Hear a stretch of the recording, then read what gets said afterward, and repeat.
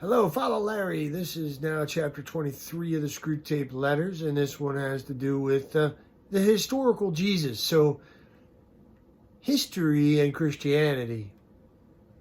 There's a historical aspect to Christianity, obviously. It's a historical religion, events and deeds of God. Words and deeds of God here in human history. God's involvement with us, the confluence of the supernatural and the natural realms. Are recorded and set down in writing here. It's history, yes, but it's salvation history.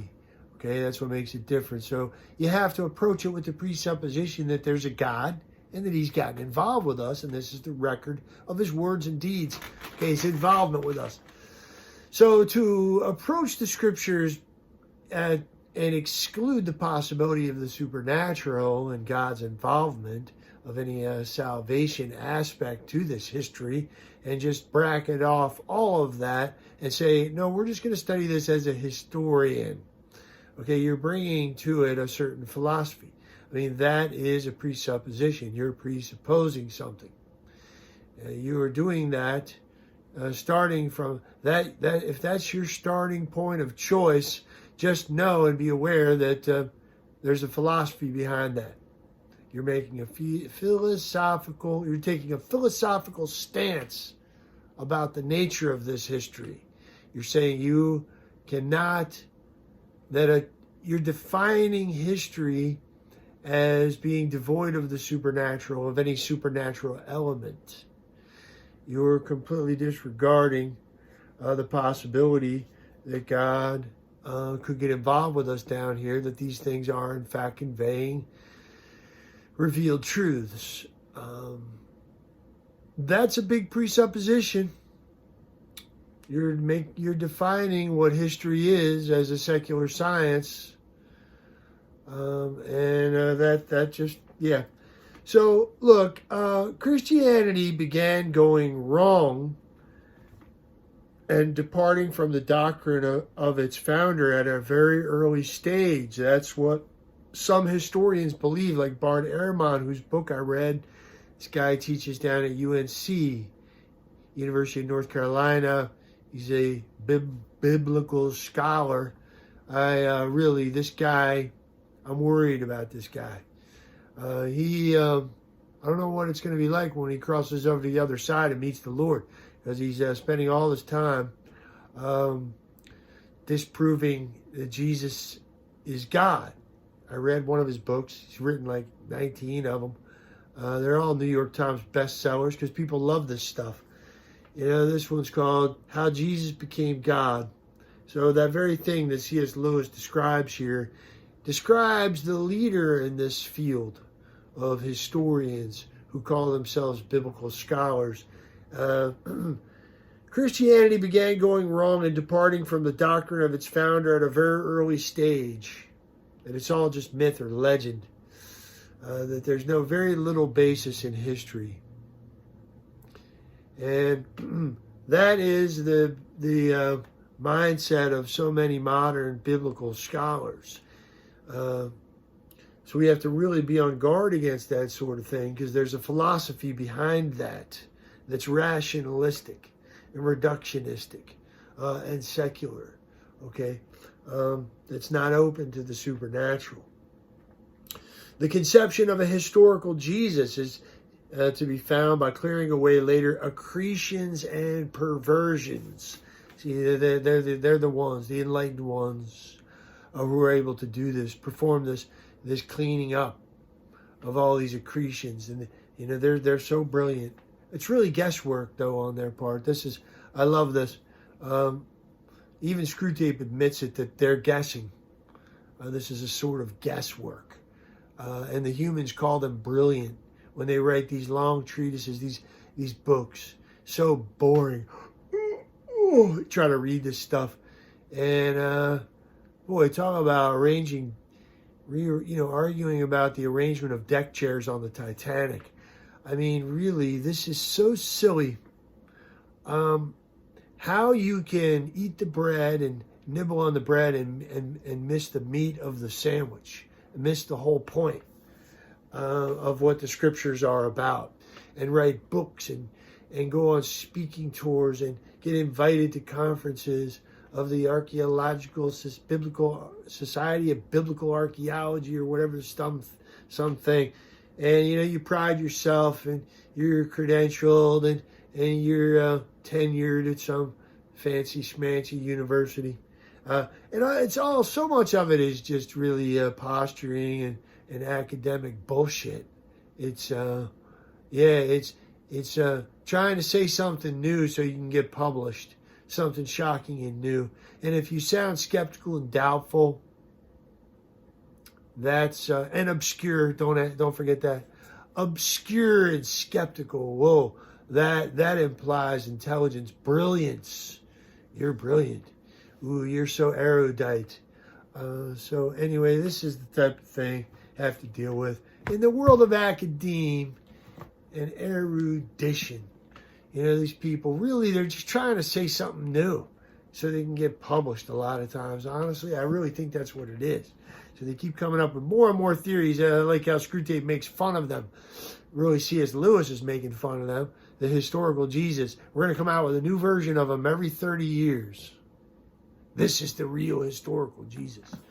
And really all we're doing is looking at, kind of projecting ourselves onto Jesus. First he's a Marxist, then he's a liberal, whatever he is. All right.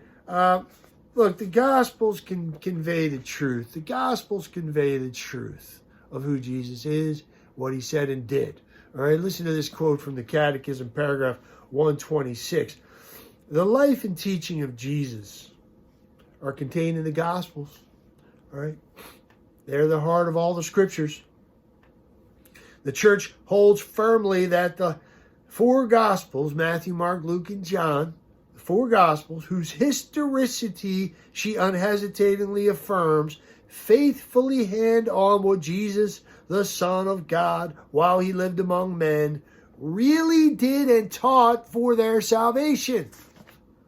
All right? They have told us, this is a continuation, they have told us the honest truth about Jesus. So these people, they see most all the Gospels are just accretions, legend that's accrued. Okay, and we have to sift through.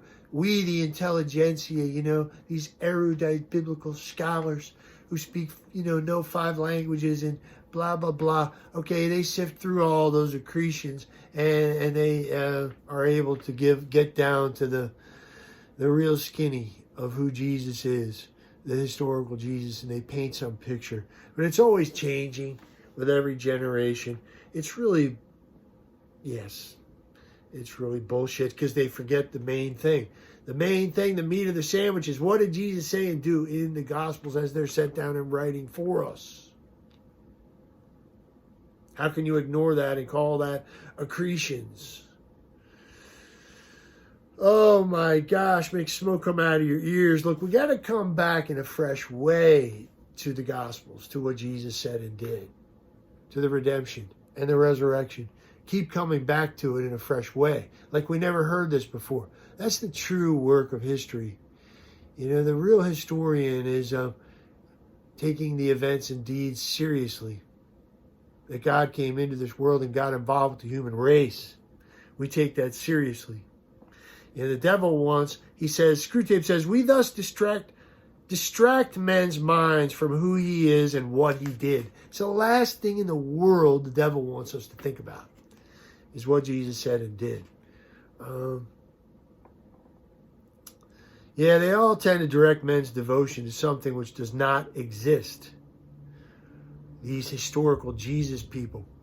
For each historical Jesus is unhistorical. I love it. Is unhistorical.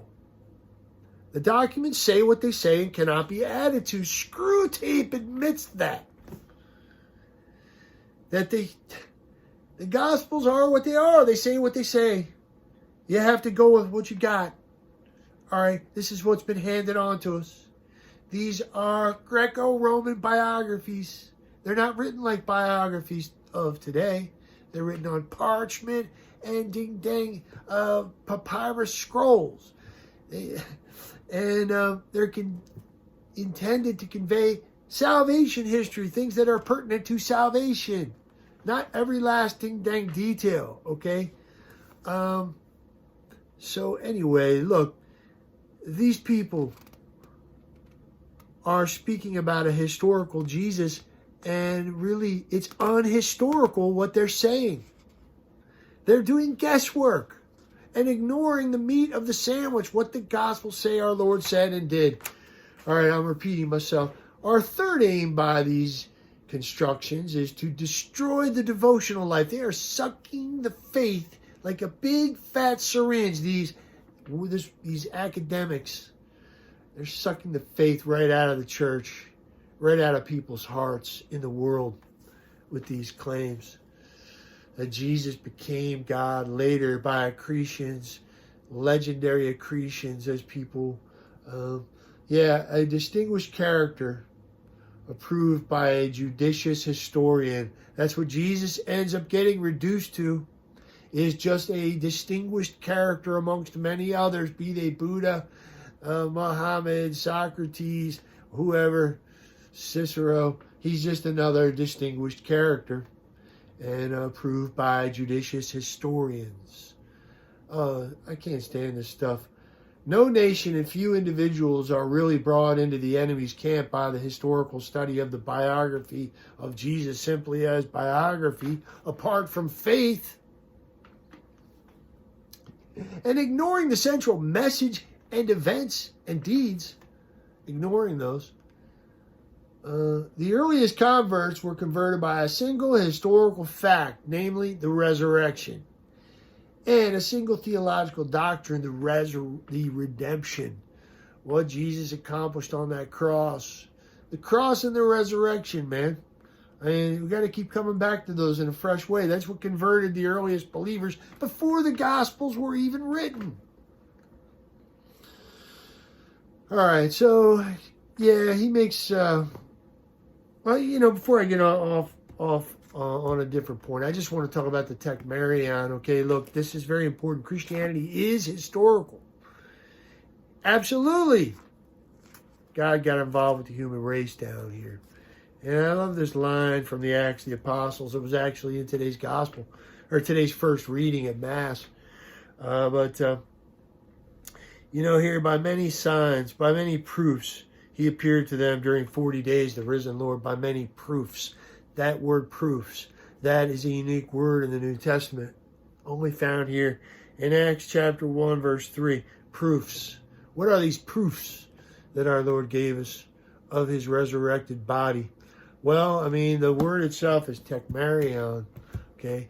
This means something that is fixed, something that's grounded, something we can really, is nice and solid.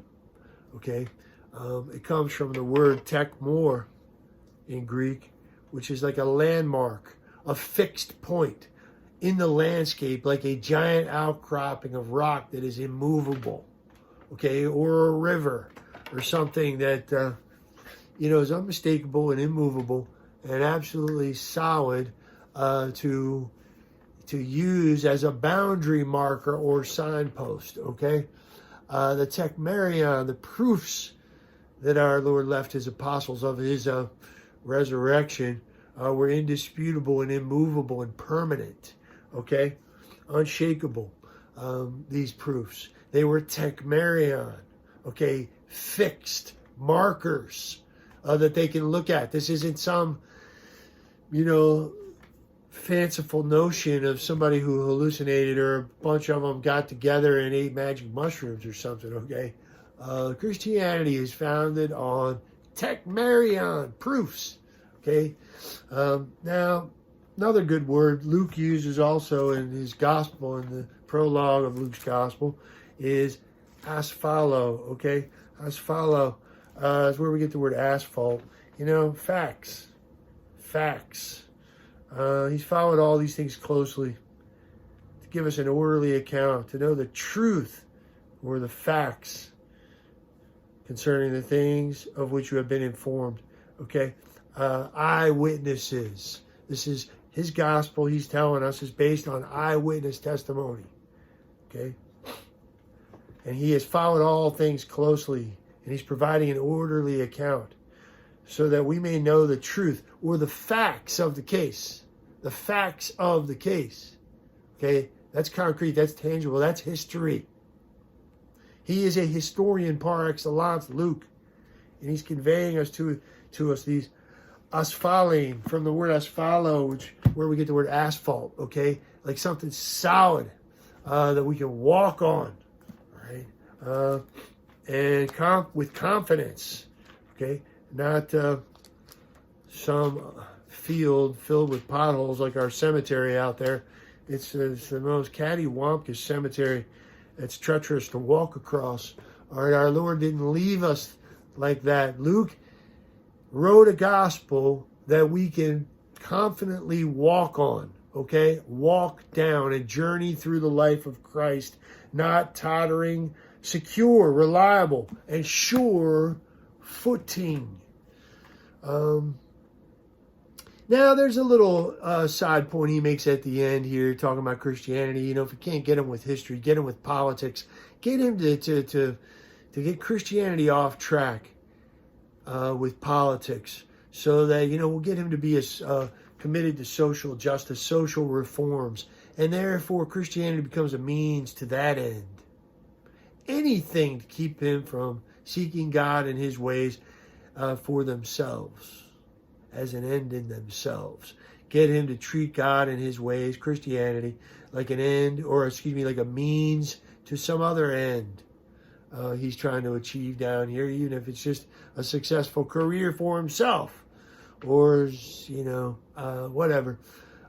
Let him value Christianity because it may produce social justice.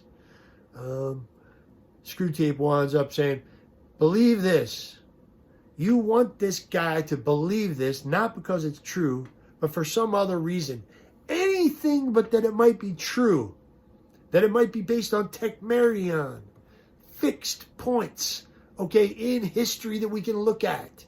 Proofs, okay, and facts, the facts of the case, the asphalen. All right, anyway, hope this didn't confuse you too much. Catch you next time.